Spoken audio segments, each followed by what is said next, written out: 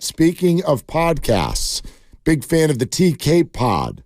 Big names, big info, big opinions, everything always coming out of the TK Pod, which is, of course, done by Tim Kawakami, The Athletic. But we would like to welcome the TK Pod to the Odyssey family. So welcome and congratulations on that, Tim. And I know it also means maybe a couple of new aspects for the podcast. So why don't you let us know a little bit about that? Sure thing. Any secret handshakes, any kind of initiation I got to go through? Oh, there'll be some hazing in the break room. Don't you worry about it, Tim. I'm a little afraid of Dibs, Mark. I think I might be able to handle what you're bringing to me, but Dibs, who the hell? I've been in green rooms with Dibs. Oh, yeah. The guys look crazy sometimes. Well, this is yeah. If you're worried, it is with good reason, and more on that coming up. Man. Go ahead. When's the Odyssey golf tournament? I'm ready for that too. But anyway, you did set me up. I decided to joke about it anyway, but we're doing 3 separate shows, all on the TK Show feed. I'm really excited about it. It's going to be a TK Show, interviews, same stuff. It's got 49ers Plus Minus, which is a 49ers podcast. Myself and Matt Barrows, we just launched it today. Your normal kind of just banter about the 49ers and from the locker room and what means something and what doesn't mean anything. Very much looking forward. I sit next to Barrows at 49ers games. I might as well just put that on a podcast, right? In his first episode, he did his Trent Baalke imitation. I think he might have to keep this up every episode. We might have some Baalke in there. And I got a show about L.A. and the Bay Area. We're going to talk about both sides. I think there might be some Shohei Ohtani talk there with the LA Times columnist Dylan Hernandez. I can't quite call him a co-host yet. I think he's basically, but he will. Let's just put it this way: he will be on. I think he's going to be on every episode. He's going to be a special guest, and we'll banter about what's going on in L.A., the Lakers, USC football. You name it. I used to work in L.A. and Dylan used to work in the Bay Area. And we just got a lot of stuff to talk about. So I've really been looking forward to that one. So we got 3 shows. We're going to do 2 or 3 episodes every week. There's already 2 up this week. There will be another one up tomorrow, a TK show. Really looking forward to it. So, guys, any kind of rites of initiation, just you let me know, email, and I'll see what I can do for you. Perfect. Yes, we'll be asking for tickets, financial awards. Yeah. And you go wait for that one. Yeah. Okay. Perfect. When's Draymond coming on the pod? Right. TK. I don't know because he does have his own podcast, so he's become a little more difficult to book, but. Maybe Draymond and I talk about like the art of podcasting all the time. I'm just absolutely fascinated just get him on. Like he likes, he's a really good podcaster. I thought there might have been a Draymond Green podcast in the last few days. He has not done that. I think that's probably maybe wise of him, but I think we'll be able to get Draymond on at some very new. But I have had him on. Yeah. And he's obviously a great talker. He obviously can say some things. He obviously can do some things. He's obviously always in the middle of stuff. This is the Draymond experience. Why not have that on the podcast? And he does have some free time now with his 5-game suspension beginning tonight with the OKC game. What did you make of not only the suspension, but of the incident itself, Tim? Because to me, Gobert's got his hands around Klay, and then Draymond comes in and puts it up about 10 notches, which was part of the problem with him getting suspended. What did you make of the whole sequence the other night? I thought the Warriors were especially amped up for that game. Of course, the 2 guys who were most amped up get thrown out right away, but they wanted the energy level up. The Warriors have not been playing well, specifically that starting lineup. We know Draymond kind of takes upon himself. We know he can take it to some very, very high levels, maybe borderline, over the line levels. I think Klay's been very disappointed in his start. Frustration, whether Jay McDaniels did grab him first, I understand that, but the reaction was pretty fast. I also think, my judgment, I'm not reading Draymond's mind here, but most people in the NBA know he does not like Rudy Gobert. So the fact that, yes, Gobert grabbed Klay, but they spun, right? See, McDaniels and Klay kind of spun right in the middle of it, so Klay ends up right in front of Gobert. He grabbed Klay. That is not what you should do. Understandable. He should have been thrown out. I will say that. I think he should have been thrown out. But we're viewing him as a peacekeeper. I know the Warriors disagree with that. And Draymond went right after him. And then Draymond grabbed him and said, he didn't just grab him in a chokehold. He held that for a long time with teammates and his coach telling him not to, to let go.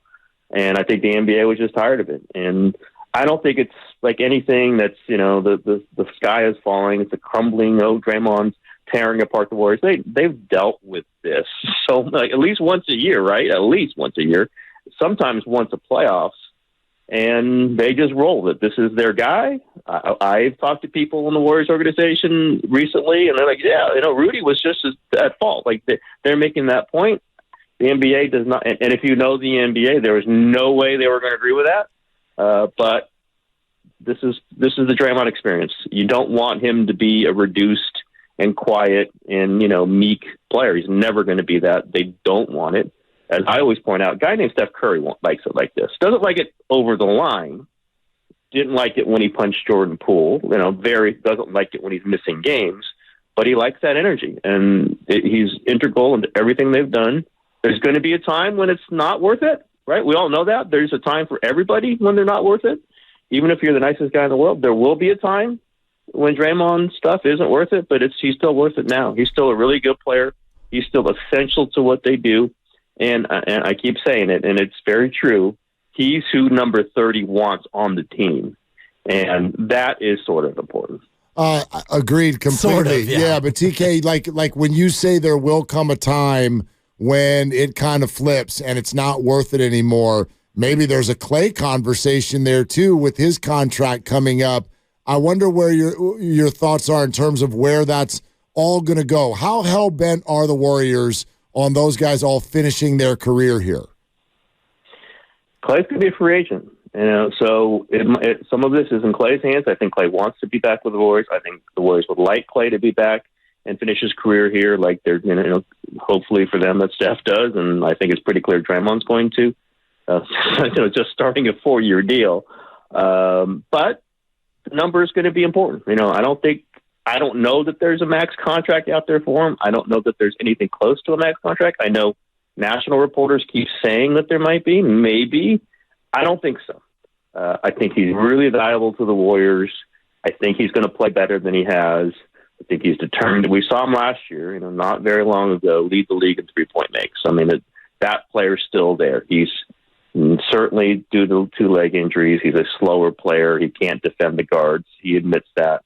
A different player, but that shooting should still be there. It just hasn't been there so far this year. I think that'll be back. And I think I've kind of said it. I think I asked Joe Lacob about it. I think, Draymond took certainly less than a max deal to stay. He wasn't going to get it anywhere else.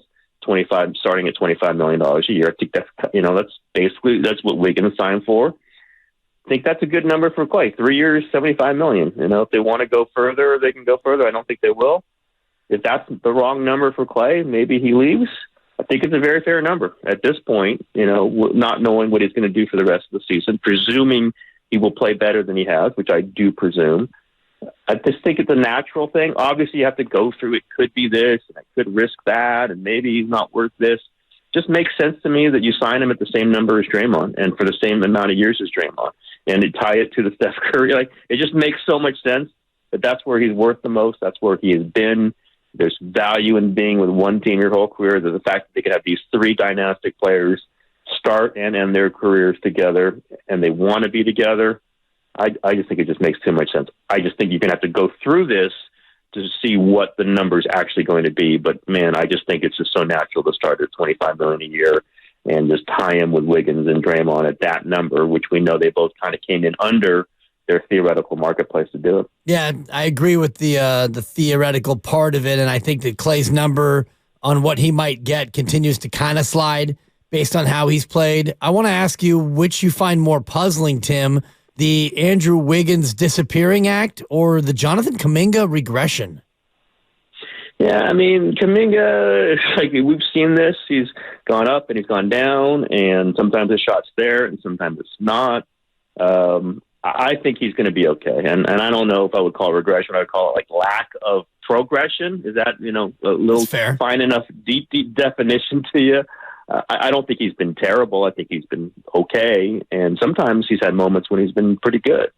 I think the Wiggins thing is the most, I don't know if it's mysterious. He just seems as he's lost a shot. He's lost his feel for the basketball. Defense is still okay. They still need him. He's shown more life rebounding. Certainly was energetic the other night. His shot still wasn't there. But once Draymond and Klay go out, you saw there was Wiggins can be described as passionate, which he was in 2022 playoffs. We know that. That kind of was back the other night, and I expect that to be there. We'll see on the shot. The shot thing, he doesn't even come close on free throws these days. That's been bizarre. A guy who, 34% three-point career, right? That's his career. He's a pretty good three-point, not a great three-point shooter, but he's going to make the open ones, and that's just he's shooting 15% from three. He's been a 70% free throw shooter in his career. He is at 50% right now, and clearly I don't think he wants to be on the line. To me, that's a mystery. That should not continue for much longer. I can't believe it's lasted 12 games. It's a long run. We can say it's early in the season, but it's getting late pretty early, right? The Yogi Berra line. This is getting into a pretty big chunk of the season. At some point, you figure Andrew Wiggins, you look at the basketball card, you look at the numbers, the shots will go down. It has not happened, and that, to me, really, he's a scorer. That's what he's been known for. Before he got to the Warriors, that's pretty much all he was known for, and it's not there. That has been a little bit weird, I think, to watch. Tim Kawakami joining us, Willard and Dibs, 95.7 The Game. TK, I feel like last year the Bob Myers contract situation didn't really become a thing until the second half of the year, and I'm starting to get just a little bit of the same vibe, not just off Klay, but obviously Steve Kerr. What's going on there, and how is this going to end? I think everybody on the Warriors remains pretty confident this is going to work out. Bob was different because I think Bob was definitely ready to go, was telling his associates. I didn't think he was going to leave. I thought he might sign a short-term deal just to be with Steph a little while longer, but it just turns out he was burned out. He had, being the general manager of a team that goes to the finals almost every year, that's tough. I get it. And dealing with Draymond and dealing with all the stuff. Steve has given no indication of that. And in fact, says he loves coaching. He wants to keep doing it. He wants to keep coaching Steph. He feels like this is what his life thing is. It's to be with this team here, at least as for as long as Steph is on this team. And why wouldn't you think that? I've heard it's more just getting to a number. It's almost similar to this Klay thing, except for, I don't know that Steve really wants to coach anywhere else. I think Klay would, if the number isn't right, would certainly look at playing elsewhere. I don't think Steve is that. He wants to go coach Orlando, right? That's how you want to, after coaching the Warriors all these years, you want to go coach Washington and go reunited with Jordan Poole? Oh, yeah. That becomes more of a question mark to me. I think this is a number thing. The coaching market just exploded recently with the Monty Williams deal, closely followed by the Greg Popovich deal. Maybe if they were talking at a certain level before, you just added $5 million a year to it. So, you can just see where, okay, it's going to take some time. I've been told that Joe Lacob just never comes up with the biggest number until he has to. He didn't come up with a huge number for Bob Myers until the end. And he did come up with I've been told, a huge number for Bob. Bob was just not thinking numbers. If he was thinking money at all, he would have signed that deal. And he said so. It was not about money. I think it's going to take Joe, or maybe it's on the table now. I don't know, but I have heard a month ago. It's just it's kind of VC startups. You don't throw them your best number until you absolutely have to. I would have thought it would be on the table by now. Maybe the marketplace changed so much that they have to kind of rejigger that, recalculate. But nobody I know, including people around Steve Kerr, believe that this is going to lead anywhere except for a Steve Kerr extension. But it's right to ask the question. Yeah. Again, I didn't think Myers was going to go just because I thought, is he going to be the first major guy to leave Steph Curry? I wrote that. I don't know if you can be that. Bob just was not in that headspace. He was like, I just got to go. And I get it. It was above and beyond anything, but my head is fried right now from all this time dealing with this team, which is, five straight trips to the finals, and then another one after 2 years after that. And then, all the things that they had to go through, Wiseman draft, all these things.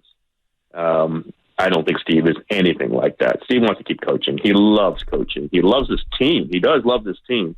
and they've kind of gone through some things, and now they feel like they're come to the end of it with a roster sense that they like this roster.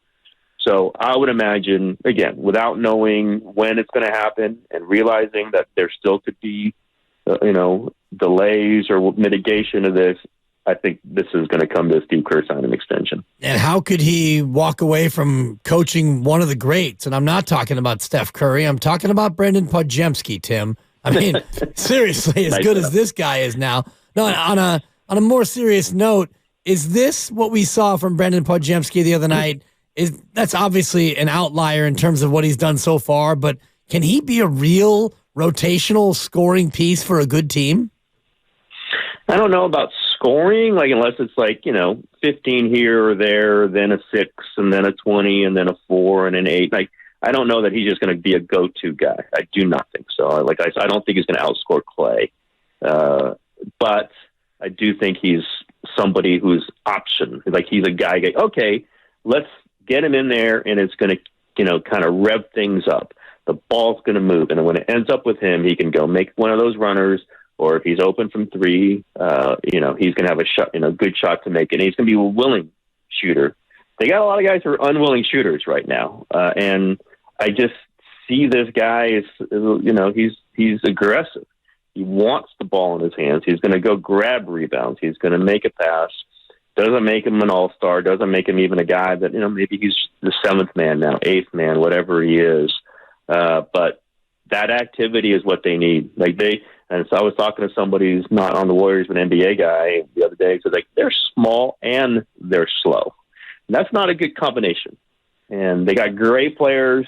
They've done a lot of things, but you kind of need more activity. You kind of need more kind of challenging players, tough players. And, the way I put it is I don't think this guy's going to do this every game, but in one game, he did better than anybody not named Steph Curry in the entire team in the first 12 games. That means something, right? That does mean something. Doesn't mean it's going to happen every night. Might not even be close to that every night. But that he can do this at age 20 really early in his NBA career, that he's been a plus player almost every stint, and that means something to me. I track this stuff. They put him in, things work out for them. And they're the team that is lacking playmakers, that is lacking someone who, two-way guy who, shoot from 3, get to the rim and play some defense, move the ball. I think he's got to get minutes. And it may not, again, he may never do 26, 7, and 5. But can he do 20 every 4th game? Well, that's more than anybody else on the team's done. No joke. Question. Yep. And for as long as Wiggins and Klay are struggling, as Kerr has said, they need playmaking. They absolutely need playmaking. He wants to see him next to Steph. He wants to see what that might look like. I think we're going to see, he's not going to start, but he's going to be somebody that you're going to see playing with Steph. And as I always write, those are pretty important minutes, right? Steph minutes are very important minutes in the Warriors universe. And I think Podjemski's earned some of them. And I think we're going to see it starting tonight. Tim Kawakami, The Athletic, the TK Pod, now part of the Odyssey family, joining us here on 95.7 The Game. Hey, real quick, Tim, are the Niners back? And if so, what the hell happened during those 3 games? You hate to just buy their line that it was just a bunch of little things, right? Having Trent Williams and Deebo Samuel out for most of 3 games is not a little thing, but it isn't a structural problem. There's just 2 great players who were out. And defensive just kind of not feeling right in rhythm. Steve Wilkes not completely being inside the defense. He kind of felt like somebody was a little outside the 49ers style. That changing. Just some little things added up to a lot. At least they did Sunday. And, I didn't think they were all screwed up even when they lost 3 games. Obviously, you got to win games. If they had lost in Jacksonville, who the hell knows what we would be saying right now? Who knows what they'd be thinking about themselves right now? But that game, the way they did it, I think Purdy's good. I mean, I thought that even through, his little slump. I just think he's a really good quarterback. I think Christian McCaffrey's incredible. I think Deebo changes their offense. I think Trent Williams, all these things that we know and have been talking about, they came true. They had to come true, and they did. I think they're really good. I still thought that even when they were losing those games, it didn't feel great for the entire franchise while it was happening. But I think they're really good. I don't know that they're the best team in the league, which we kind of thought when they were 5-0, but I think they're really good, and I think they're dangerous for anybody, whatever seed they end up with. The 3 losses jeopardizes, the 1 seed, maybe even jeopardizes the 2 seed, depending on what Detroit does.